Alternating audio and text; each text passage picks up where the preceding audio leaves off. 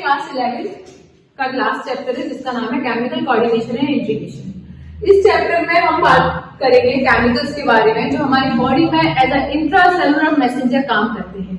यानी हमारी बॉडी में भी एक जगह से दूसरी जगह सिग्नल पहुंचाने के लिए कोई मैसेंजर होते हैं, उन्हीं मैसेंजर को हम बोलते हैं केमिकल मैसेंजर। और अगर हम बात करें तो बिल्कुल साइंटिफिक भाषा में तो उनको हम बोलेंगे हॉर्मोन्स।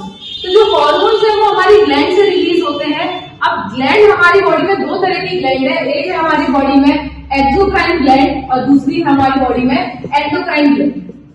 एक्सोक्राइन ग्लैंड जो है वो डक्ट में अपना सिक्रेशन करती है, यानी इनके पास डक्ट होती है, और एंडोक्राइन ग्लैंड है जिनके पास डक्ट नहीं होती है, इसलिए हम इनको बोलते हैं डक्टलेस ग्लैंड।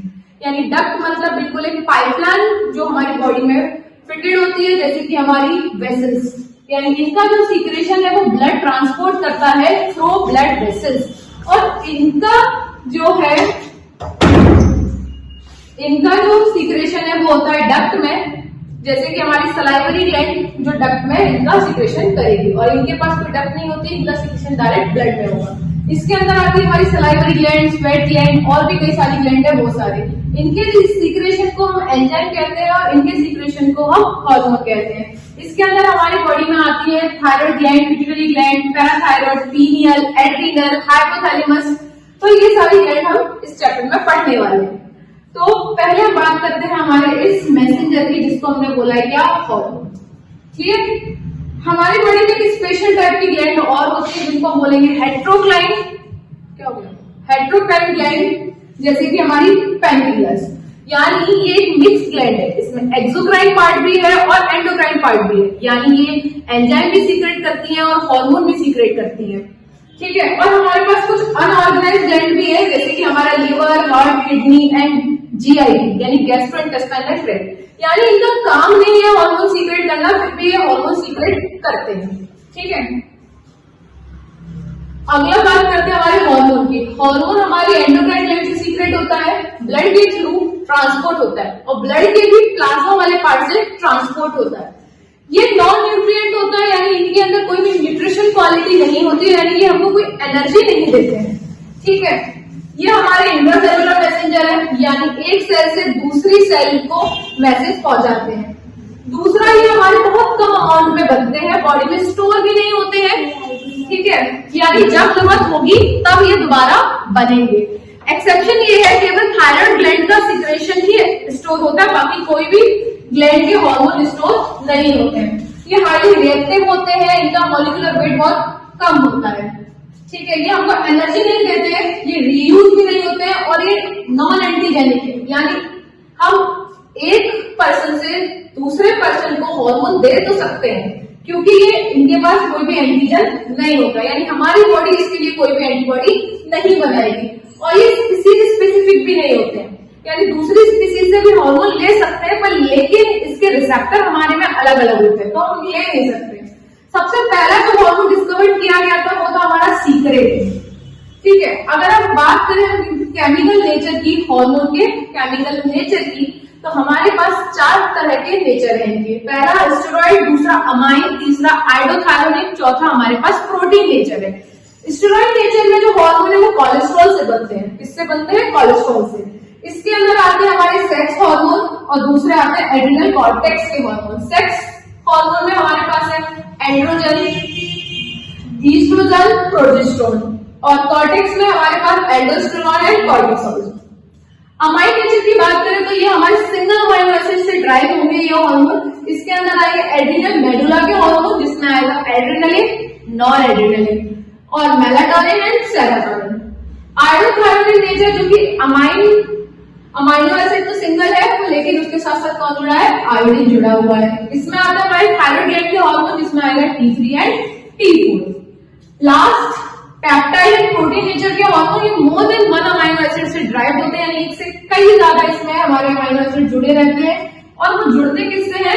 पेप्टाइड बॉन्ड से। इसमें हमारे बहुत सारे हार्मोन आते हैं, जैसे कि पैंक्रियास से सीक्रेट होने वाले hormone like insulin, glucagon, pituitary gland से सीक्रेट होने वाले hormone like FSH, LH, TSH, ACTH, hypothalamic hormone यानी GnRH, PR, PRL, RH, GHRH, thyrocalcitonin and बहुत सारे हार्मोन हमारे इस नेचर में आते हैं।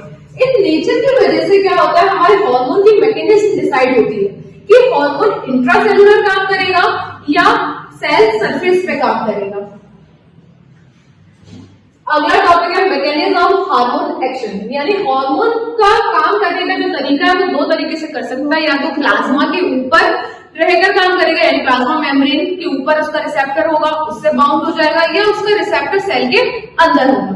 लाइक देखते हैं तो हार्मोन रिलीज हुआ ग्लैंड से और ट्रांसपोर्ट हुआ ब्लड प्लाज्मा के थ्रू, काम करेगा कहां जाकर, हार्मोन रिसेप्टर से बाइंड होकर और क्या बनाएगा, हार्मोन रिसेप्टर कॉम्प्लेक्स बनाएगा। अब ये जो कॉम्प्लेक्स है यही हमारा आगे सिग्नलिंग को पहुंचाएगा। जैसे हार्मोन रिसेप्टर जो है हमारे प्रोटीन के बने होते हैं और टारगेट टिश्यू पे प्रेजेंट होंगे। टारगेट टिश्यू यानी जहां पे जो हार्मोन है उसका रिसेप्टर प्रेजेंट होगा वही उसका टारगेट टिश्यू होगा। ठीक है, ये हमारे हार्मोन स्पीसीज स्पेसिफिक होते हैं। इसी कारण से हम दूसरी स्पीसीज से हार्मोन ले नहीं सकते सेम होने के बाद भी। हार्मोन रिसेप्टर स्पेसिफिक हार्मोन के लिए अलग अलग होता है, जैसे TSH के लिए अलग होगा, FSH के लिए अलग होगा, LH के लिए अलग होगा, प्रोलैक्टिन के लिए अलग होगा। सबके हार्मोन के स्पेसिफिक रिसेप्टर प्रेजेंट होंगे, उनके अंदर की जो स्ट्रक्चर है वो चेंज होगी। अब हमारे पास दो तरह के रिसेप्टर है, एक सेल की सरफेस पे प्रेजेंट होंगे, दूसरे सेल के अंदर। जो सरफेस पे प्रेजेंट है उनको हम बोल रहे हैं मेम्ब्रेन बाउंड रिसेप्टर, और जो सेल के अंदर प्रेजेंट है उनको बोल रहे हैं intracellular receptor. Present on sale membrane या फिर प्लाज्मा मेम्ब्रेन, इनको हम सरफेस रिसेप्टर भी बोलते हैं। ये इनसाइड द सेल ज्यादातर न्यूक्लियस में मिलेंगे। अब देखो हमारे इंट्रासेलुलर रिसेप्टर से बाइंड होते हैं कौन, स्टेरॉइड नेचर के हार्मोन और आयोडोथायरोनिन नेचर के हार्मोन, और हमारे सरफेस रिसेप्टर से बाइंड होते हैं अमाइड नेचर के हार्मोन और पेप्टाइड नेचर के हार्मोन। अभी बात ये है कि हम इनको याद करने बैठेंगे तो बहुत टाइम जाएगा, तो हम इनको याद कर लेंगे तो हमारे बाकी के बच्चे कुछ हार्मोन के लिए कौन से रिसेप्टर काम करेंगे, सेल सरफेस रिसेप्टर काम करेंगे। ये रही इनकी मैकेनिज्म। हार्मोन अगर मान लो यहाँ पे एग्जांपल के तौर पे अगर मैं बात करूं तो मैंने हार्मोन यहाँ पे लिया है FSH। तो जो FSH है वो कहाँ बाइंड होगा, सेल सरफेस पर, क्योंकि इसका नेचर कैसा है, प्रोटीन नेचर का है, तो ये अपने रिसेप्टर पे बाइंड होगा और ये एक सेकेंडरी मैसेंजर को एक्टिवेट करेगा। सेकेंडरी मैसेंजर हमारे पास दो तीन है, जैसे साइक्लिक AMP, कैल्शियम आयन और IP3।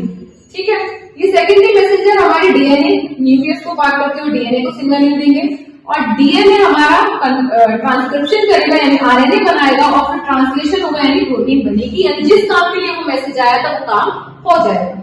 इसी को हम बोलते हैं मैकेनिज्म ऑफ सरफेस रिसेप्टर। दूसरा हार्मोन हम यहाँ पे मान लेते हैं एग्जांपल के तौर पर ईस्ट्रोजन,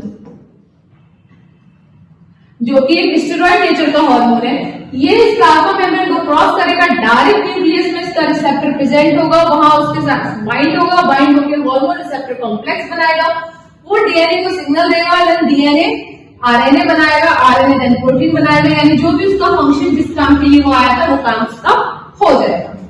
दैट्स इट। ओ भाई